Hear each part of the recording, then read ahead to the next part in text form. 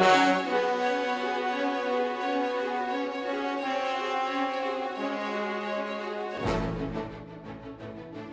new mural was unveiled in honor of George Floyd.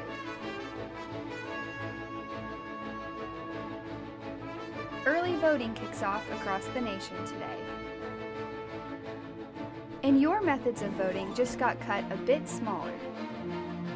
Broadcasting live from the University of North Texas, this is ntTV Nightly News.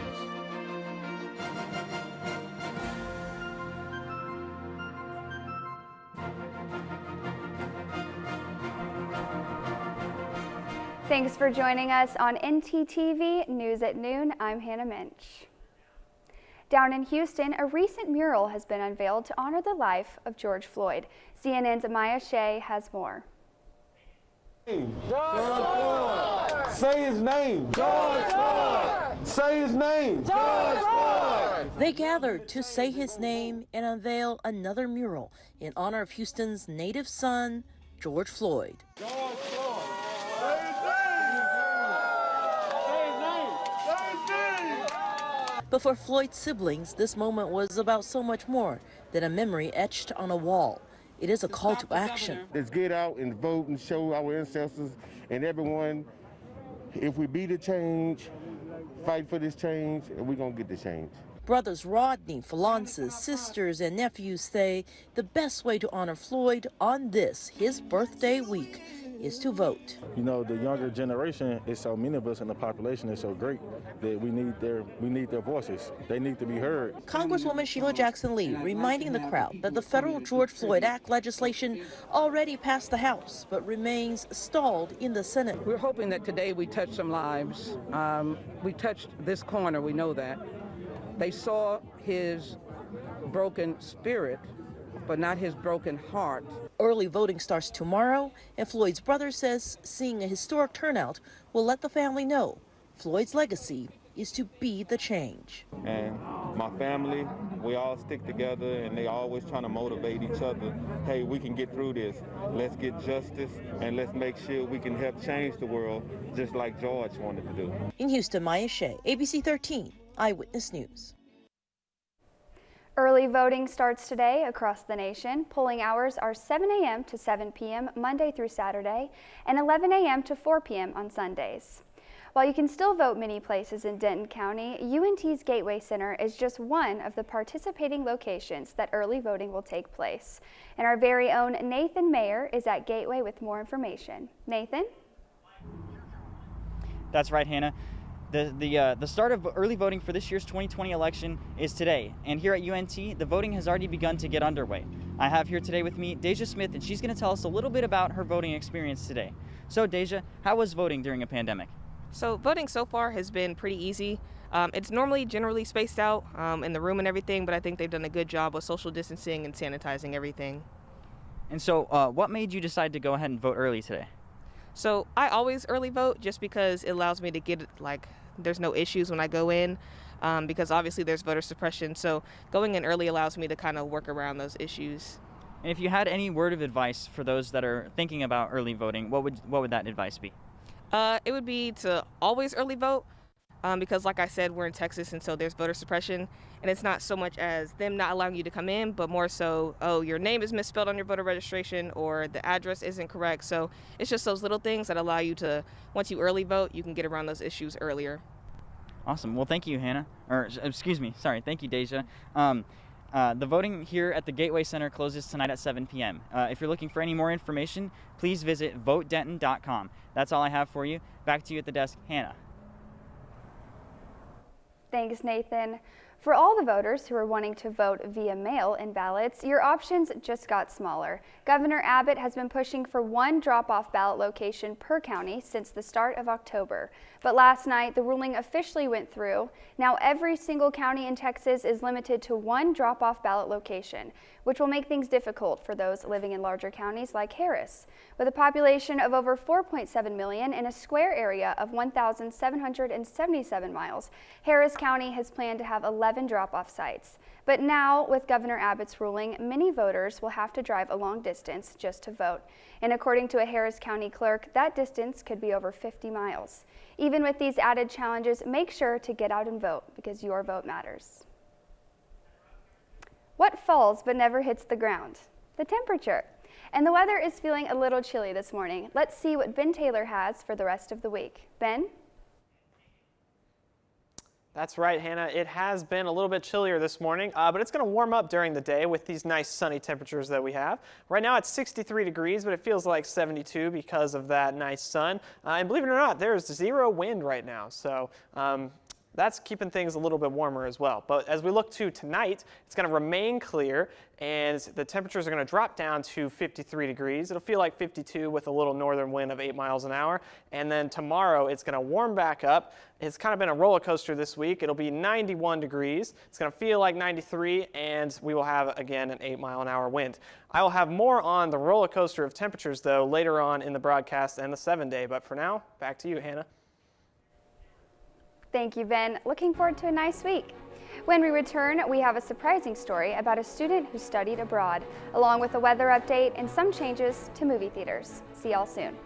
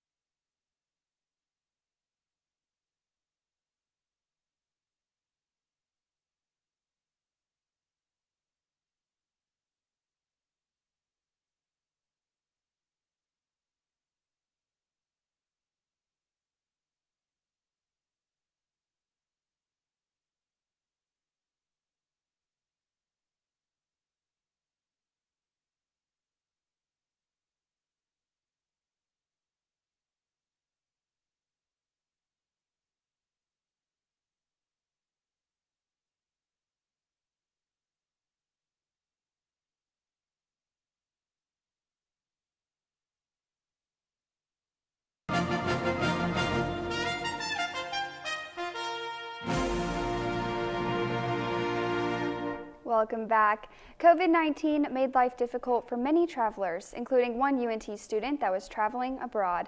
Andrew Fancher has more. In the fall of 2019, 2 months into a growing anti-government movement, Nancy Pham commenced a semester abroad at the Chinese University of Hong Kong.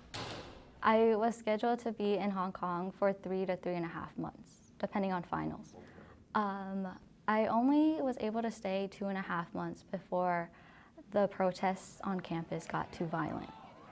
Shortly after Pham's arrival, the Hong Kong police exchanged their rubber bullets for lead and clashed with protesters. I wasn't scared of the protesters themselves, I was just scared of where the protests could go, and I also didn't want my views to stop them from a problem that didn't affect me.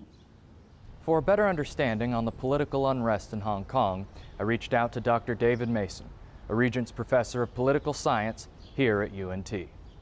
What citizens of Hong Kong fear is that now, instead of Hong Kong having its own separate judicial system, their citizens will be subject to being extradited to the mainland to be tried in mainland Chinese courts. On November 11th, protesters commandeered the Chinese University of Hong Kong. For 3 days, riot-ready police besieged the campus. This whole week, classes were canceled because faculty couldn't get on and there was just too much unrest. The protesters took over my campus, and seeing that was like, wow, this is important. Within the month, Nancy Pham was back in the States. At current, the people of Hong Kong are still protesting China's intrusions on their autonomy.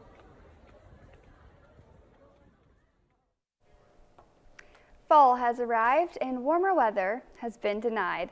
I was surprised by the warm weekend that we just had. Will we continue this week, Ben?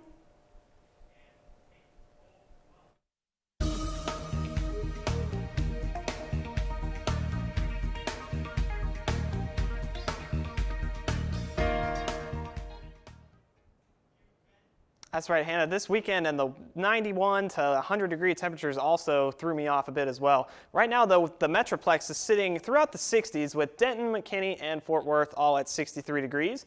Bowie and Gainesville at 67, Graham 64, Stephenville 65, and then Paris and Sulphur Springs also at 67. But as we take a broader look across the state, we'll see Oklahoma and Denton are sitting at 63 for the low, El Paso 69, Abilene 69, Amarillo 66, Austin and Houston, though, with the highs of 74 and 75. But as we take a look across the week, we will see more of that roller coaster of temperatures, with tomorrow heating back up to 91 degrees and then dipping back down on Thursday with cloudy weather to 74. Friday, 71 and sunny. Saturday, 78. It's going to warm back up. And then throughout Sunday and Monday, it will also heat up. But that's all I have for the 7-day. Hannah, back to you. Thanks, Ben. If you're in the mood to go to the movies, your options could be limited. Due to the pandemic, many businesses have had a hard time recovering their lost profit. AMC Theaters says that it could run out of money by the end of this year. This is a result of low movie attendance and limited movie releases. AMC says as of October 9th, it has reopened 494 of its nearly 600 U.S. theaters at a seating capacity between 20 and 40%. Despite this, attendance has been down 85% compared to last year. The company says it has two options. Either customers buy more tickets or will have to find new ways to borrow money. In a world without movies, we will still have sports. When we return from the break, Jocelyn Lassiter will fill us in on all things football and NBA. Right, Jocelyn? That's right, Hannah. Coming up after the break, we will talk about Mean Green football, the Lakers comeback, and who Jerry Jones signed as a backup to the backup. Stay tuned.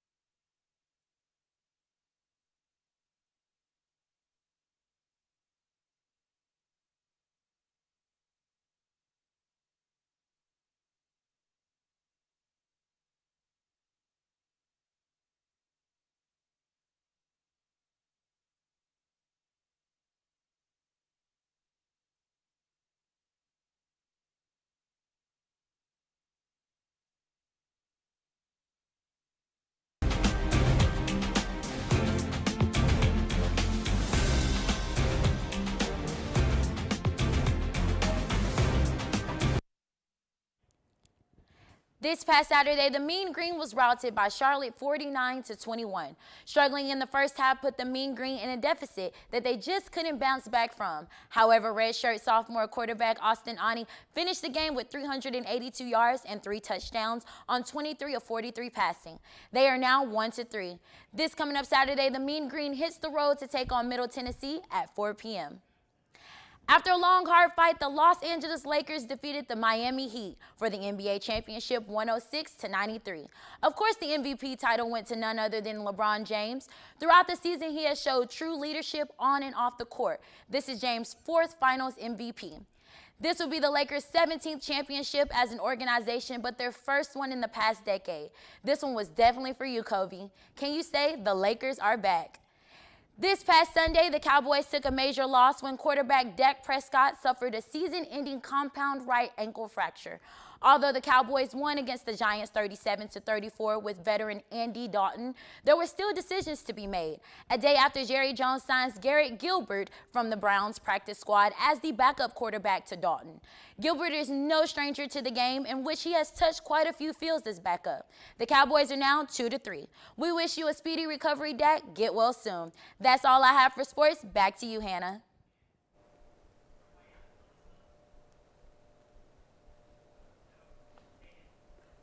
Thanks, Jocelyn. A nearby car collision off of Loop 288 in Brinker occurred last night. No fatalities were reported from the accident. However, some people sustained minor injuries, and one person was transferred to a hospital and treated for leg injuries. 3 vehicles were involved in the crash, with one vehicle being flipped over and landing on its tires. Denton PD is still investigating the crash. Thanks for watching ntTV News at noon. Join us again tonight at 6 o'clock here on North Texas Television.